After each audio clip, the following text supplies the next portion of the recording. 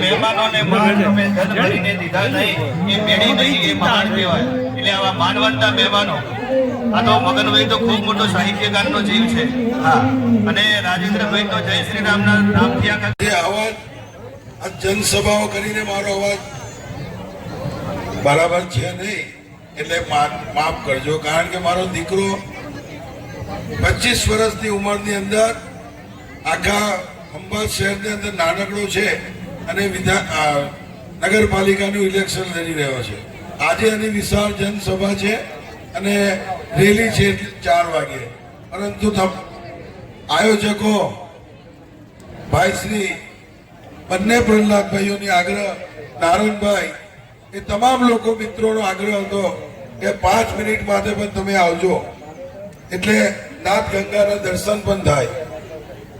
મંચ પર ઉપસ્થિત સમાજના સાધુ સંતો, ભુવાજીઓ અને જેમને સમૂહ લગ્નનું આયોજન કર્યું છે એક કમિટીના તમામ સભ્યોનું હાર્દિક હું અભિનંદન કરું છું.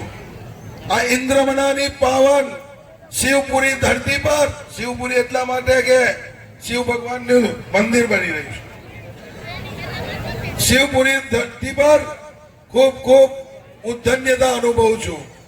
આજનો પ્રસંગ સમૂહ લગ્ન છે.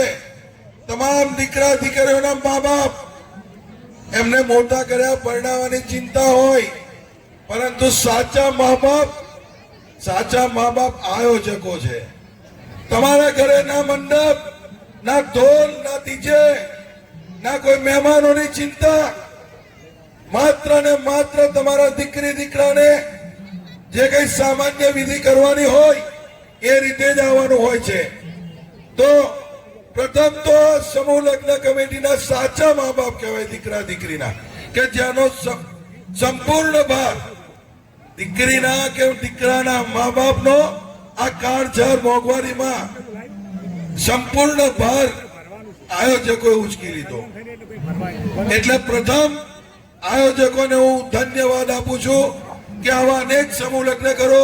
આપણા સમાજના ગરીબ પરિવારના લોકો કેટલી વેદના સાથે જીવતા હોય છે, કેટલી તકલીફ સાથે જીવતા હોય છે, આ બધાનો ખ્યાલ કર્યો આયોજકોએ. હું વિશેષ નથી કહેતો કઈ મારું ઘરું ખરાબ છે. તમામ દીકરી દીકરાઓને હું જયારે પ્રગતિ કરો ને તો સમાજમાં તમે પણ કંઈક આપજો. તમે કંઈક મજબૂત બનો તો સમાજમાં તમે પણ કંઈક આપજો. જેને પણ આ સમાજમાં સમૂહ લગ્નનું આયોજન કર્યું, જે કઈ સાથ સહકાર આપ્યો હોય, તમામ મારા સમાજના માથાના મુગટ સમા મિત્રોનો હું હૃદયથી આભાર માનું છું.